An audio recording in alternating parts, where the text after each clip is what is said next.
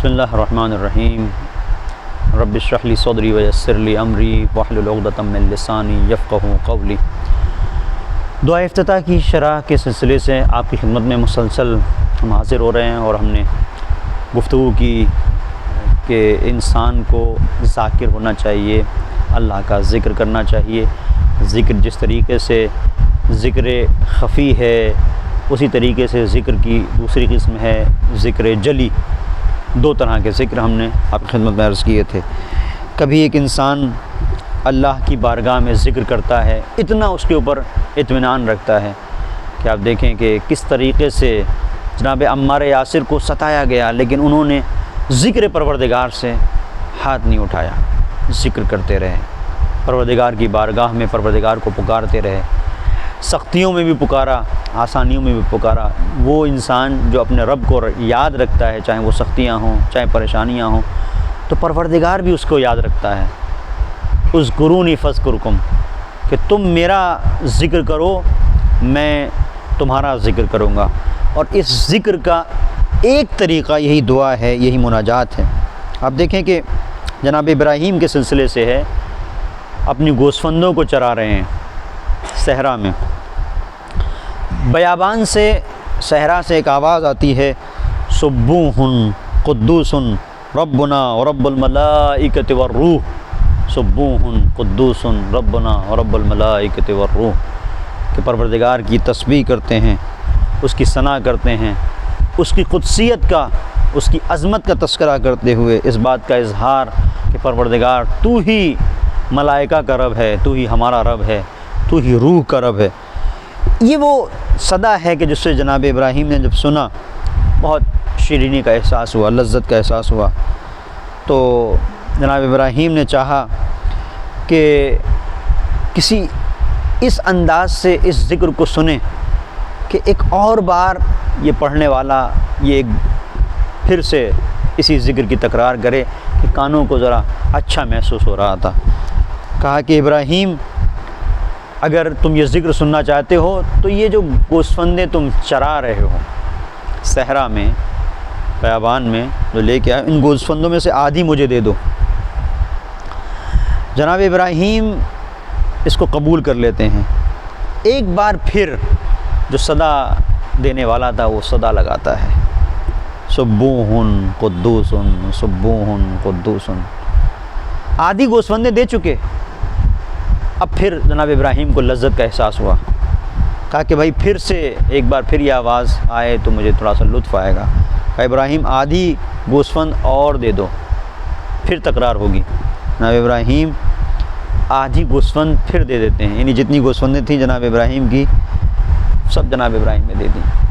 اب پھر بیٹھے ہیں، گوسفندیں تو میں نے دے دی، پھر یہ ذکر سننا چاہتا ہوں، پھر اس کی لذت کا احساس کرنا چاہتا ہوں۔ کہا ابراہیم اپنے آپ کو میرے حوالے کر دو، اپنے آپ کو میرے حوالے کر دو۔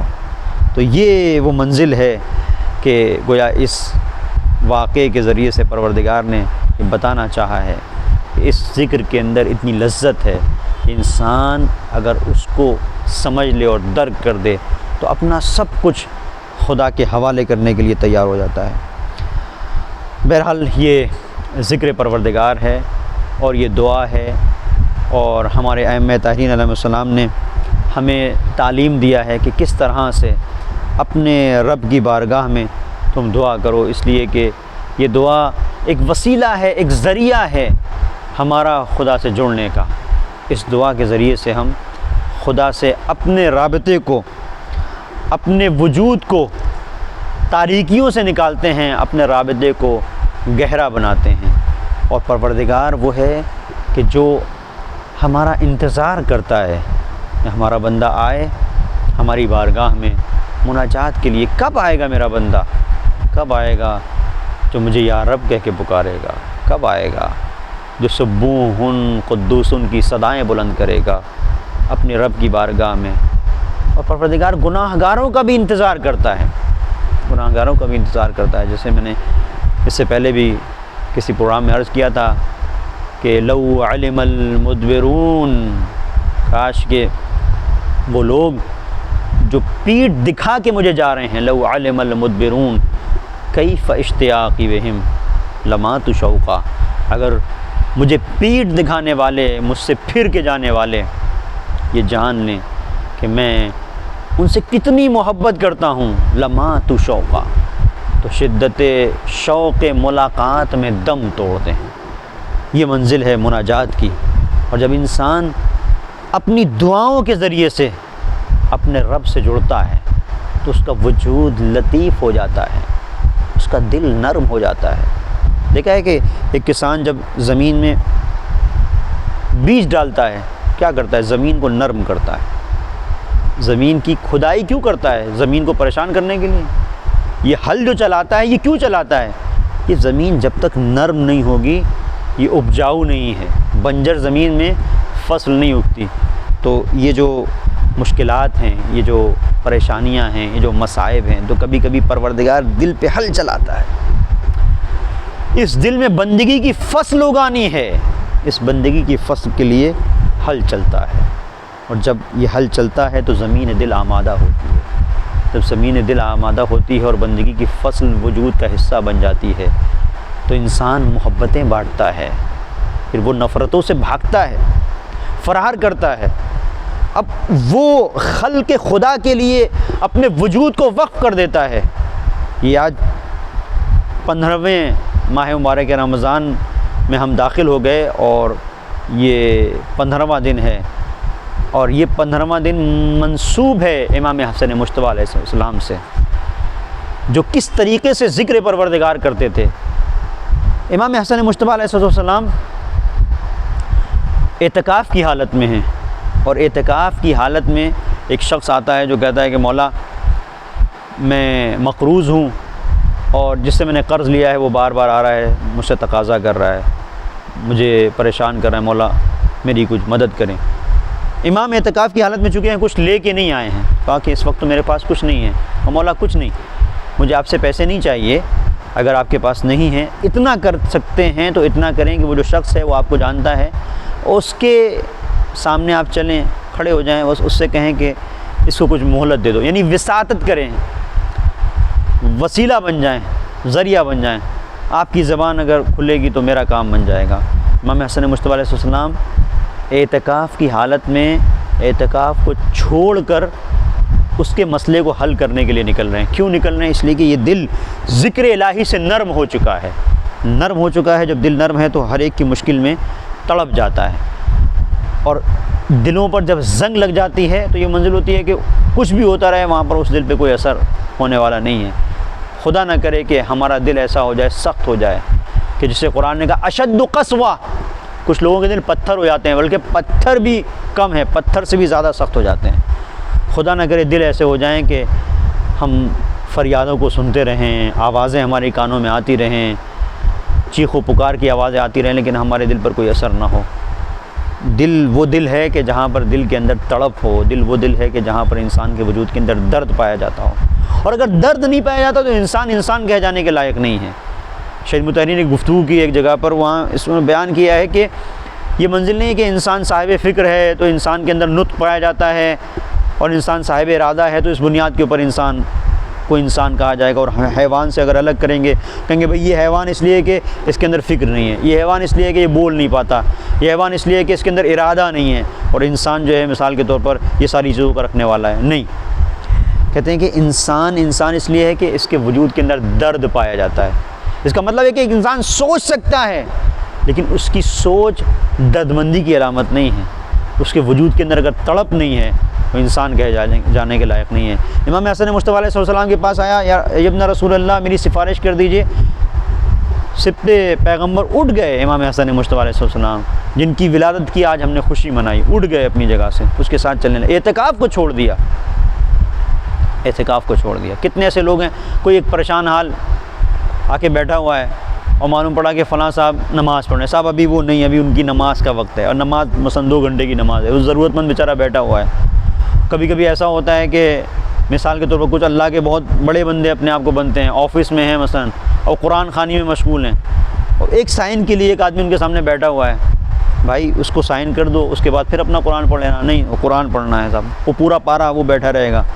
یہ ایک طریقہ ہے۔ ایک طریقہ یہ ہے کہ جہاں پہ ذکر پروردگار بھی ہے اور خلق خدا کا خیال بھی ہے، آپ امام حسن مصطفیٰ علیہ السلام کی سیرت کو دیکھیں، امام اس کے ساتھ جاتے ہیں، جیسے ہی نکلے وہاں پر ایک شخص بیٹھا ہوا تھا، مولا اعتکاف کی صورت ہے اور اعتکاف کو آپ چھوڑ رہے ہیں، اعتکاف کی حالت میں ایسے نہیں نکلا جا سکتا، بتانا ہی چاہتا ہے مولا شاید آپ بھول گئے، آپ اعتکاف کے لیے نکلنے شاید آپ بھول گئے۔ مولا نے کہا نہیں، من سعی، جس نے بھی کوشش کی جو آگے بڑھا، الی حاجت اخیہ المومن، جس نے بھی مومن کی حاجت روائی کے سلسلے سے کوئی کوشش کی اور وہ آگے بڑھا، فکأنما عبدا 9,000 سنہ، تو اس نے 90,000 سال تک اللہ کی عبادت کی، قائما لیلہ، کہ رات کی تاریکی میں کھڑے ہو کر قیام کی حالت میں، وصائما نہارا، اور دن میں روزہ رکھتے ہوئے اللہ کی عبادت کر رہا ہے۔ تو پیغمبر کی حدیث کو امام حسن مصطفیٰ علیہ السلام نے نقل کیا۔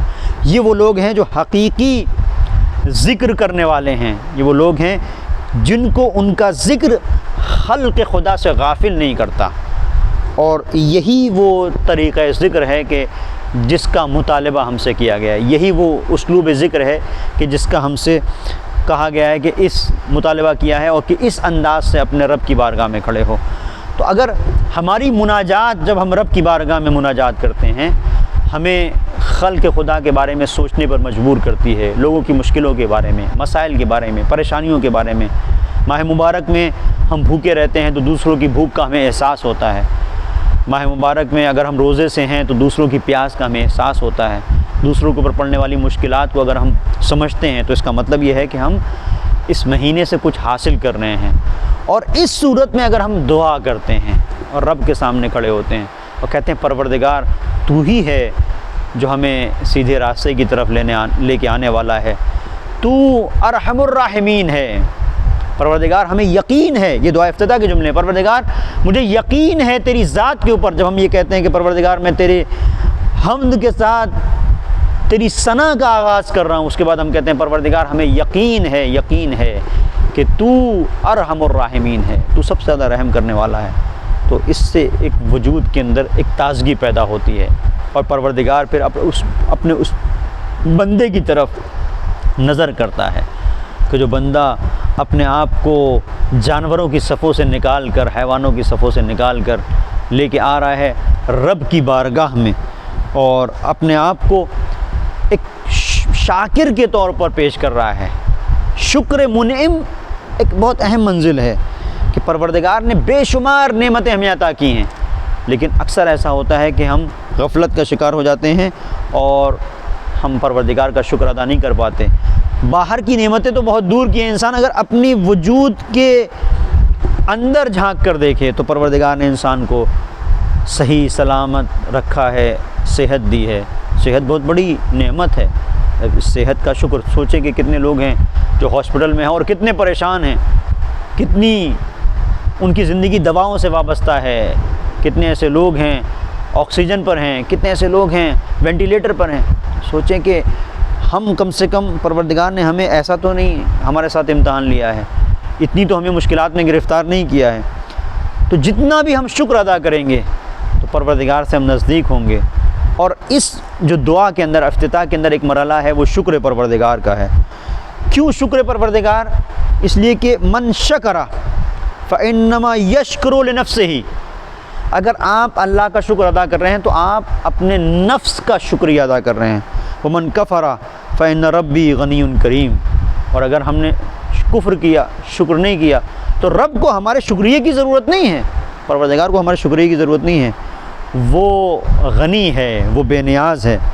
اور اسی لیے کہا گیا فاتقوا اللہ لعلکم تشکرون، جس بھی منزل پر ہم سے تقوی کا مطالبہ کیا ہے، پرہیزگاری کا مطالبہ کیا ہے، دیکھیں بڑی ایک عجیب کیفیت ہے یہاں پر کہ پروردگار نے جو روزوں کو فرض کیا ہے، کتب علیکم الصیام کما کتب علی الذین من قبلکم لعلکم تتقون، ہم نے روزوں کو فرض کیا اس لیے کہ تم صاحب تقوی بن جاؤ۔